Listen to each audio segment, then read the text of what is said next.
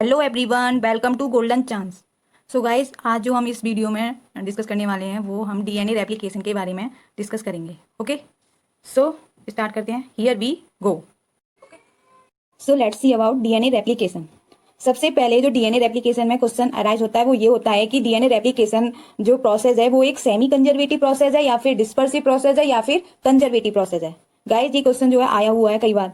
Okay, and हमें पता होना चाहिए डीएनए रेप्लिकेशन जो है semi conservative, conservative and dispersive, ये तीनों ही मॉडल द्वारा अकर होता है। ओके, तो वन बाय वन करके इन तीनों मॉडल को देखते हैं कि जो कंजर्वेटिव वाला मॉडल है उसमें जब F1 जनरेशन आती है तो F1 जनरेशन में जो पेरेंटल जीनोम है वो कितने परसेंट आया है, एंड सेमी कंजर्वेटिव में F1 जनरेशन में पेरेंटल जीनोम कितने परसेंट रहा है, एंड डिस्पर्सिव मॉडल में पेरेंटल का जो ओरिजिनल जीनोम है मीन्स पेरेंट में जो जीनोम प्रेजेंट था वो डॉटर सेल में कितने परसेंट आया है। ओके, सो ये वाला फर्स्ट वाला जो है ये जो दो पॉलीपेप्टाइड चेन देख रहे होंगे डीएनए की, वो जो है हाइड्रोजन बॉन्ड से कंबाइन है। ओके, जब ये दो पॉलीपेप्टाइड चेन सेपरेट होने के बाद दोनों ही अलग अलग टेम्पलेट की तरह बिहेव करती हैं, तो ये एक कॉपी बना लेती हैं डीएनए की, ये दूसरी कॉपी बना लेती हैं और दोनों जो है अलग अलग डॉटर सेल में डिस्ट्रीब्यूट हो जाती हैं। गाइज, ये जो दे रखा है ये F1 प्रोजेनी दे रखी है ये। ओके, F1 प्रोजेनी में क्या हुआ कि जो डॉटर सेल बनी है उसमें एक सेल में तो पूरा जो पेरेंटल जीनोम है वही पेरेंटल जीनोम जो है प्रेजेंट है, लेकिन दूसरी डॉटर सेल में एकदम न्यू स्ट्रैंड प्रेजेंट है। मींस ये वाला जो मॉडल होगा उसे क्या बोलेंगे? कंजर्वेटिव। कंजर्वेटिव क्यों? क्योंकि जो पूरी पेरेंटल कॉपी है वो एज इट इज जो है कंजर्व है। इसलिए F2 जनरेशन में अगर हम देखें तो इस F2 जनरेशन में भी हमने देखा कि जो पेरेंटल कॉपी है वो पूरी की पूरी कंजर्व है। एक F1 F2 दोनों ही जनरेशन में पेरेंटल जो कॉपी है वो कंजर्व है, तो इसलिए ये वाला जो मॉडल होगा वो क्या होगा? Conservative model. ओके, जो सेकंड मॉडल है उसमें आप देख रहे होंगे कि जो पेरेंटल डीएनए था वो दो डॉटर सेल में कैसे जो है डिस्ट्रीब्यूट हुआ है। हाफ तो जो है आप देख सकते हैं यहाँ पर डॉटर सेल में पेरेंटल का जो स्ट्रैंड है, पॉलीपेप्टाइड चेन जो पेरेंट में है वो है एक तो कंजर्व, लेकिन दूसरी जो स्ट्रैंड है वो एकदम न्यू सिंथेसाइज हुआ है। दोनों में ही एक जैसा है, मतलब एक पेरेंटल है एक न्यू सिंथेसाइज है। ओके, तो ये कैसा हुआ? हाफ न्यू फॉर्म हुआ है, हाफ पेरेंटल है, दोनों ही डॉटर सेल में। तो ऐसे वाले मॉडल को क्या बोलेंगे? ऐसे वाले डीएनए रेप्लिकेशन को क्या बोलेंगे? Semi conservative DNA replication. Okay, semi conservative मतलब आधा जो है कंजर्व है, आधा पेरेंटल है, आधा न्यू फॉर्म हुआ है। ओके, सो ये F1 का केस है। F1 में क्या फॉर्म हुआ है? ये सारे केस F1 के हैं। अब हम थर्ड वाला देखते हैं, डिस्पर्सिव। डिस्पर्सिव जैसा इसका नाम है तो मींस जो पेरेंटल जीनोम होगा वो जो है डिस्पर्स होगा जब वो न्यू जीनोम जो है फॉर्म करता है। जब डॉटर सेल में जो जीनोम प्रेजेंट है उसमें जो है क्या शो हो रहा है कि जो पेरेंटल जीनोम है वो कहीं कहीं पे डिस्पर्स की फॉर्म में प्रेजेंट है। ओके, और कुछ पार्ट जीनोम का नया फॉर्म हुआ है, तो इसलिए इस वाले मॉडल को क्या बोला? Dispersive model. Okay, let's see in F2 generation में क्या हुआ है। यहाँ पे जो क्लियरली देख सकते हैं ये F2 जनरेशन की प्रोजेनी शो हो रही है। ओके, तो जो हमने फर्स्ट मॉडल देखा था वो कौन सा था? Conservative model. इसमें जो है पूरी पेरेंटल कॉपी कंजर्व है, जो कॉपी पेरेंट में प्रेजेंट थी वही कॉपी डॉटर की सेल में देखी गई है as it is. Okay, semi conservative में हाफ जो डॉटर सेल्स में पेरेंट का जीनोम प्रेजेंट है एंड हाफ डॉटर सेल्स में न्यू जो है जीनोम फॉर्म हुआ है, न्यू जीनोम जो है प्रेजेंट है, तो इसलिए इसको बोला गया है सेमी कंजर्वेटिव। लेकिन डिस्पर्सिव में आप देख सकते हैं कि पेरेंट वाला जो जीनोम है वो कैसे जो है सारी डॉटर सेल्स में डिस्पर्स की फॉर्म में प्रेजेंट है। ओके, तो ये तीनों जो है मॉडल आई होप सो आपको क्लियर हो गए होंगे। यहाँ से क्वेश्चन आता है कि F1 जनरेशन में सेमी कंजर्वेटिव मॉडल होता है या फिर कंजर्वेटिव मॉडल होता है या डिस्पर्सिव मॉडल होता है, तो उसमें पेरेंटल कॉपी कैसे प्रेजेंट होती है? क्या पूरी ओरिजिनल पेरेंटल कॉपी प्रेजेंट होती है सारी डॉटर सेल में या फिर एक डॉटर सेल में? ऐसे करके एग्जामिनर स्टेटमेंट रख देता है, तो आपको ये तीनों ही अच्छे से पता होने चाहिए। और ये जो है डायग्राम भी आपको जो है क्लियरली याद होना चाहिए कि क्या क्या हो रहा है कंजर्वेटिव, सेमी कंजर्वेटिव, डिस्पर्सिव इन तीनों मॉडल्स में। Okay fine, now move to the next topic, that is Mendelssohn and Stahl experiment. Guys, Meselson and Stahl ये दो साइंटिस्ट थे, इन्होंने जो है एक इकोलाई बैक्टीरिया के डीएनए पर एक्सपेरिमेंट किया था। उस एक्सपेरिमेंट में इन्होंने जो है इकोलाई का जो डीएनए होता है वो किस नेचर का होता है ये देखा था। मीन्स एक्सपेरिमेंट करने के बाद इन्होंने पता किया कि इकोलाई बैक्टीरिया का जो डीएनए है वो सेमी कंजर्वेटिव डीएनए है। तो अपने एक्सपेरिमेंट में इन्होंने कौन कौन से स्टेप फॉलो किए थे, ये सब जो है हम इनके एक्सपेरिमेंट से देखते हैं। Okay, so Meselson and experiment ने एक इकोलाई बैक्टीरिया को जो है नाइट्रोजन कंटेनिंग अमोनियम क्लोराइड के मीडियम में ग्रो कराया था सबसे पहले। ओके, कौन सा नाइट्रोजन के 2 आइसोटोप होते हैं, N14 एंड N15। तो सबसे पहले किसमें कराया grow, N15 containing ammonium chloride solution में। ओके, फिर ग्रो कराने के बाद इन्होंने जो डीएनए का स्ट्रैंड था इकोलाई के अंदर उसको जो है सेंट्रीफ्यूगेशन के जरिए देखा कि इस बैक्टीरिया में डीएनए के स्ट्रैंड में कौन से जो डीएनए स्ट्रैंड को जब सेंट्रीफ्यूगेशन वाले प्रोसेस से डेंसिटी ग्रेडियंट में देखा तो उन्होंने ये देखा कि जो उसके स्ट्रैंड में एक ही बैंड प्रेजेंट था वो कौन से वाले लेवल पे आ रहा था, N15 वाले पर। ओके, तो इसलिए पता चल गया था कि इकोलाई बैक्टीरिया के जो जीनोम में कौन सा वाला स्ट्रैंड प्रेजेंट है, N15 वाला। फिर इसके बाद क्या हुआ कि इन्होंने फर्दर इकोलाई डीएनए को अब जो है नेक्स्ट मीडियम में ग्रो कराया, N14 वाले में।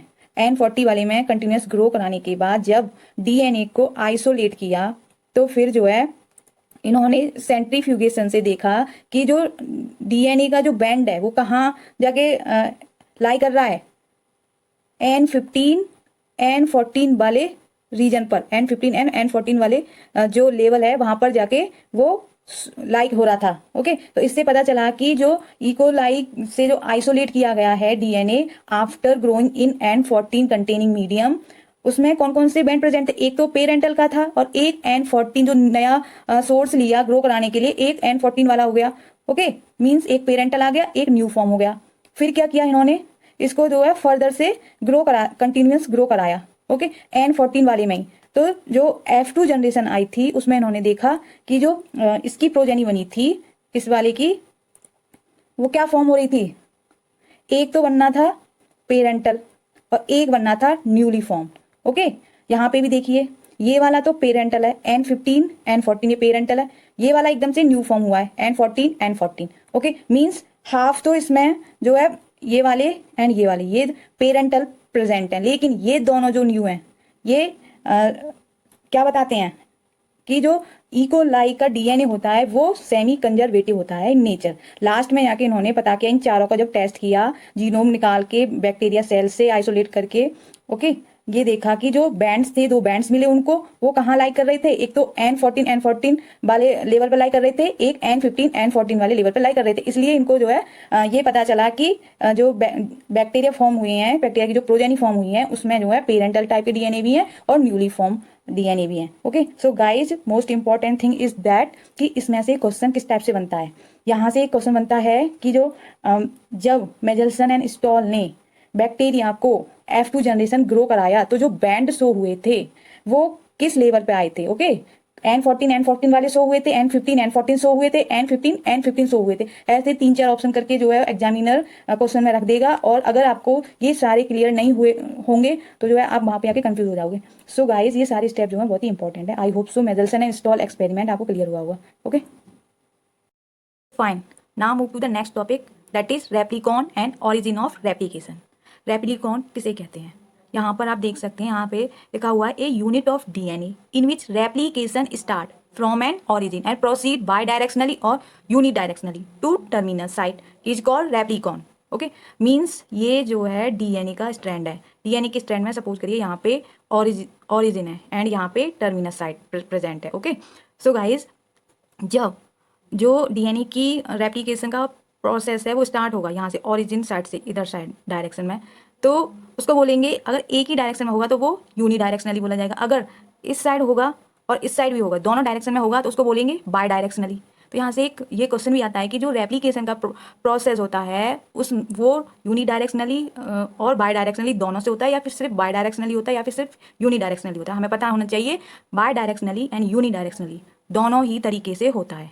ओके, सो ऑरिजिन से लेके टर्मिनल पार्ट तक क्या बोलते हैं उसको, रेप्लिकॉन। और एक लाइन में रेप्लिकॉन को अगर डिफाइन करना है तो उसको क्या कहेंगे, यहाँ पे दे रखा है unit of DNA replication.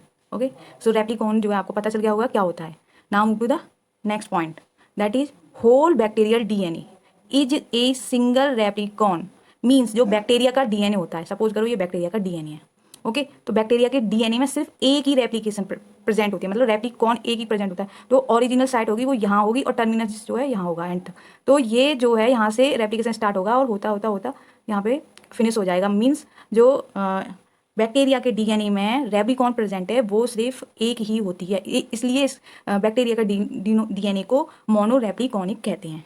Now next point देखते हैं, eukaryotic cells contain multiple replication origin on single chromosome and hence many replicon multi-repliconic। Bacteria का डीएनए सिंगल रेप्लिकॉन रखता था इसलिए उसको बोलते थे मोनो रेप्लिकॉनिक। यूकैरियोट के केस में बहुत सारे जो हैं रेप्लिकॉन प्रेजेंट है। सपोज करो ये यूकैरियोट का जीनोम है तो इतनी से पोर्शन को रेप्लिकेट करने के लिए एक अलग रेप्लिकॉन होगा, इतनी से एरिया को रेप्लिकेट करने के लिए अलग रेप्लिकॉन होगा। तो ऐसे करके बहुत सारे इसमें जो है यूकैरियोट के डीएनए में रेप्लिकॉन प्रेजेंट होते हैं, इसलिए इसको बोलते हैं मल्टी रेप्लिकॉनिक। ये क्वेश्चन भी आता है कि बैक्टीरिया का डीएनए यूनी रेप्लिकॉनिक होता है या फिर मल्टी रेप्लिकॉनिक होता है। ओके, सो हमें ये पता होना चाहिए। नेक्स्ट पॉइंट पर मूव करते हैं, individual replicon in eukaryotic DNA are relatively small and generally 40 to 100 kb in size। Guys ये जो नंबर दे रखे हैं जरूरी नहीं है ये वैसे तो अभी तक पूछे नहीं गए हैं ऐसे नंबर करके। जो क्वेश्चन आता है वो सिर्फ यही थ्योरेटिकल पूछा जाता है कि जो यूकैरियोटिक जीनोम में रेप्लिकॉन का साइज होगा वो छोटा होगा या बड़ा होगा। तो ऑब्वियसली जो बैक्टीरिया में एक रेप्लिकॉन प्रेजेंट होता है वो इतना बड़ा होता है, लेकिन जो यूकैरियोट के केस में हम देखते हैं तो वो छोटे छोटे रेप्लिकॉन्स प्रेजेंट होते हैं। ओके, तो रेप्लिकॉन का जो साइज होगा वो बैक्टीरिया के कंपैरिजन में छोटा होता है in case of eukaryotic genome. Okay, so यहाँ पे डायग्राम में ये इकोलाई ओरिजिन का जो इकोलाई की मैं दिखाया गया है ओरिजिन को। ओरिजिन में क्या क्या प्रेजेंट होता है, जो इकोलाई बैक्टीरिया के जीनोम में जो ओरिजिन वाला पार्ट होता है, ओरिजिन वाले रीजन में क्या क्या सीक्वेंस प्रेजेंट होती है, कौन कौन से न्यूक्लियोटाइड्स प्रेजेंट होते हैं। तो ये यहाँ पर आप देख सकते हैं इस डायग्राम में। ये 3 यूनिट प्रेजेंट हैं एंड 9 मर की 5 यूनिट प्रेजेंट है। जो साइज है इकोलाई ओरिजिन का वो कितना होता है 245 बेस पेयर। ओके गाइस, जो 9 मर की यूनिट है उसमें हर यूनिट में जूम करके दिखाया, हर यूनिट में 9 बेस पेयर सीक्वेंस प्रेजेंट होते हैं। 9 बेस पेयर सीक्वेंस से ये क्या है, binding site for DNA a protein. यहाँ से क्वेश्चन पूछ सकता है कि जो डीएनए ए प्रोटीन है वो कहाँ जाके बाइंड करती है, 9 मर पे या 13 मर पे। तो हमें पता होना चाहिए 9 मर पे जाकर बाइंड करती हैं। ओके गाइज, यहाँ पर इस डायग्राम में आप देख सकते हैं जो इकोलाई बैक्टीरिया की जो ओरिजिन है वो यहाँ पे इस टाइप से शो की गई है। ये जो ओरी सी बोलते हैं इसको, ओरिजिन को इकोलाई बैक्टीरिया में जो ओरिजिन ऑफ रेप्लिकेशन है उसको ओरी सी के नाम से भी जानते हैं। तो ओरी सी में अभी अभी हमने देखा कि 3 13 मर थी और 5 9 मर थी। ओके, तो क्या होगा यहाँ पे आप देख सकते हैं कि जो ATP and DNA a protein है वो जो है सबसे पहले कहाँ जाके बाइंड करेंगी, 9 मर से। 9 मर से जैसे ही बाइंड करती हैं तो ये वाला जो रीजन होता है 13 मर वाला वो ओपन हो जाता है इस टाइप से। ओके, ये जो आप देख रहे हैं ये क्या बाइंड हो गई हैं, ATP and DNA a protein. Okay, यहाँ पे दे रखा है ori C contain 11 5 prime GATC 3 prime repeat that are methylated on adenine on both strand. Guys this is very important point because यहाँ से जो है एक स्टेटमेंट बन के आया था कि जो ओरी सी होता है उस पर जो रिपीट्स प्रेजेंट होती हैं 5 प्राइम टू 3 प्राइम वो मिथाइलेटेड होती हैं कि नॉन मिथाइलेटेड होती हैं। आपको पता होना चाहिए कि वो क्या होती हैं, मिथाइलेटेड होती हैं। कौन से वाले बेस पर, एडेनिन पर। और एक स्ट्रैंड पे होती हैं या दोनों पे होती हैं, तो बोथ स्ट्रैंड पर। ओके, नेक्स्ट पॉइंट भी बहुत इंपॉर्टेंट है this one. So here only fully methylated origin can initiate replication. Guys ये भी एक स्टेटमेंट था। मैंने जो एक क्वेश्चन देखा था कि जो रेप्लिकेशन को इनिशिएट करने के लिए हाफ मिथाइलेटेड ऑरिजिन की रिक्वायरमेंट होती है या फिर फुली मिथाइलेटेड ऑरिजिन की रिक्वायरमेंट होती है। सो हमें पता होना चाहिए कि फुली मिथाइलेटेड ऑरिजिन चाहिए होती है for the initiation of replication. Okay, now move to the next point here origin in C. अब हम ये वाली तो हमने ओरिजिन ऑफ इकोलाई बैक्टीरिया की देखी, अब हम ओरी सी देखते हैं ईस्ट में। ईस्ट वाली की जो ओरी सी थी इससे रिलेटेड दिसंबर 2019 में लास्ट ईयर ही CSIR ने एक क्वेश्चन जो है आया था, पार्ट सी का क्वेश्चन था वो।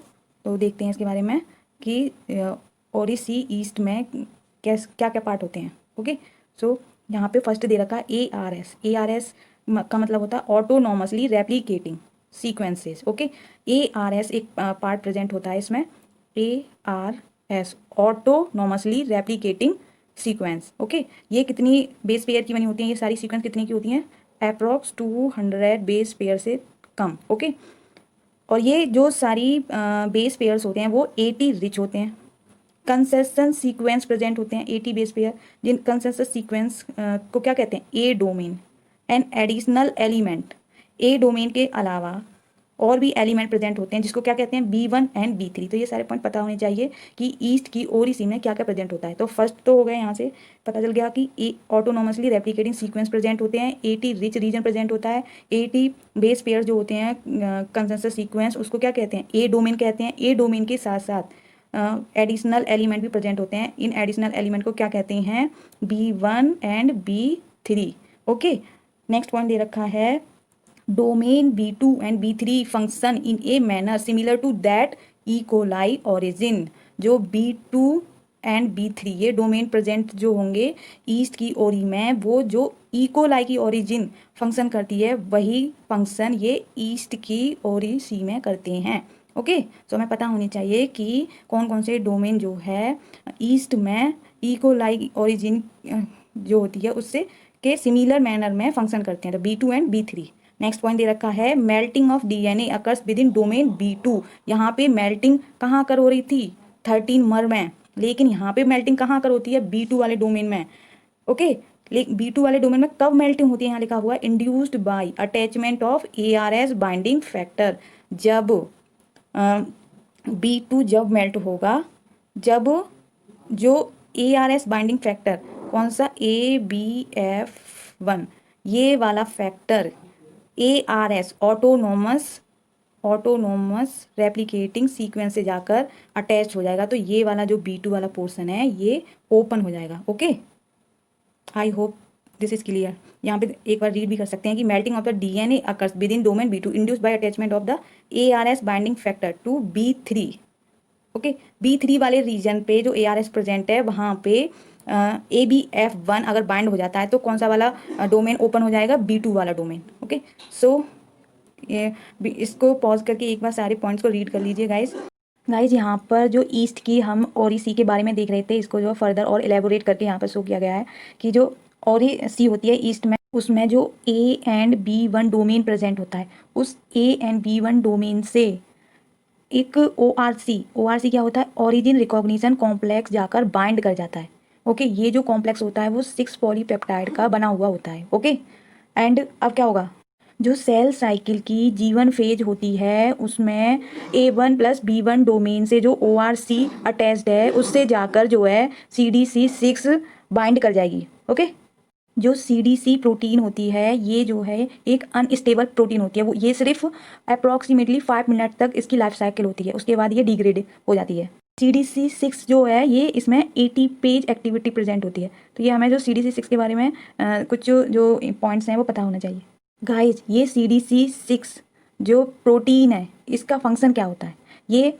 MCM को अलाउ करती है to bind with the ORC। ORC क्या था, ओरिजिन रिकॉग्निशन कॉम्प्लेक्स। तो यही क्वेश्चन आया था कि जो अगर CDC6 को रिमूव कर देंगे तो MCM बाइंड करेगी या नहीं करेगी।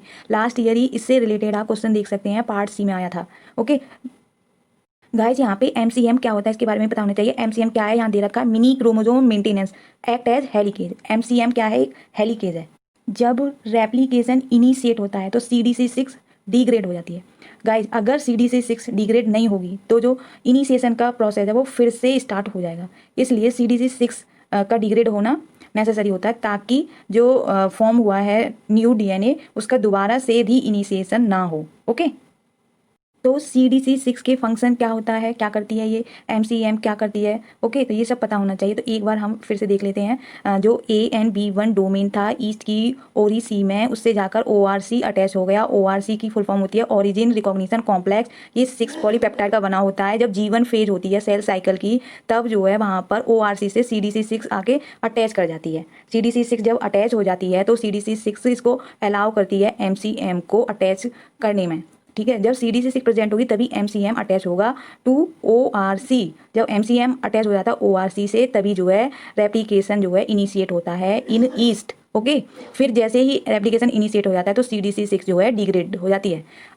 CDC6 का डिग्रेड होना बहुत ही नेसेसरी है ताकि दोबारा से रेप्लिकेशन इनिशिएट ना हो। ओके, आई होप यहाँ तक आपको ये कंफर्म सॉरी सारे पॉइंट्स जो है क्लियर हो गए होंगे। Okay, so now move to the next topic that is replication fork. Replication fork किसे कहते हैं? In each replicon replication is continuous from the origin to the terminus and is accompanied by the movement of the replicating point called replication fork। जब किसी genome का replication start होता है तो origin से लेके जब वो टर्मिनस तक रेप्लिकेशन स्टार्ट हो जाती है। जब रेप्लिकेशन स्टार्ट हो जाएगी तो एक न्यूली जो डीएनए है वो सिंथेसाइज होने लगेगा। ओके, तो इसी को बोलते हैं रेप्लिकेशन फोर्क। ओके गाइस, सबसे इंपॉर्टेंट जो बात है इसमें ये है जानने की जो वेलोसिटी होती है फोर्क मूवमेंट की, वो जो है किस पर डिपेंड करती है? साइज ऑफ रेप्लिकॉन पे and length of its replication period, कि कितनी देर जो है रेप्लिकेशन हुआ इस वाले रीजन में ओरिजिन से लेकर टर्मिनस तक, एंड जो साइज है रेप्लिकॉन का वो कितना बड़ा है। अगर छोटे साइज का रेप्लिकॉन होगा तो ऑब्वियसली उसको जो है कम टाइम लगेगा रेप्लिकेशन करने में, वेलोसिटी उसकी जो है ज़्यादा होगी। ओके, सो रेप्लिकेशन फोर्क में कुछ और पॉइंट्स हैं, उन्हें भी देखते हैं। यहाँ दे रखा है in E coli replication fork proceed at about 1000 base pair per second per fork and 1 Okazaki fragments is synthesize every 1 to 2 second. So guys, in lines का क्या मतलब है कि जो इकोलाइक में जो रेप्लिकेशन फोर्क प्रोसीड होती है वो कितनी, मतलब एक बार में कितने जो है बेस पेयर को ऐड कर देती है? About 1000 base pair. Okay, and 1 Okazaki fragment synthesize करती है। और इसको जो है इकोलाइक के जो रेप्लिकेशन फोर्क है उसको जो है कंपेयर करो विद यूकैरियोटिक सेल के साथ। जो रेट होता है फोर्क का यूकैरियोट में वो लो होता है। वो यूकैरियोट में सिर्फ 100 बेस पेयर पर सेकेंड ही फॉर्म होते हैं। इकोलाई के केस में 1000 बेस पेयर फॉर्म हो रहे थे। ओके, सो हमें ये जो है पता होना चाहिए कि जो रेप्लिकेशन फोर्क का मूवमेंट इकोलाई बैक्टीरिया और यूकैरियोट्स में इन दोनों में से किस में लो होता है, किस में ज़्यादा होता है। ओके, सो ये सारे पॉइंट्स जो हैं रिलेटेड टू रेप्लिकेशन फोर्क आपको क्लियर हो गए होंगे। गाइस, नेक्स्ट वीडियो में जो है हम डीएनए रेप्लिकेशन इन इकोलाई ये वाला टॉपिक डिस्कस करेंगे। So thank you for watching my video.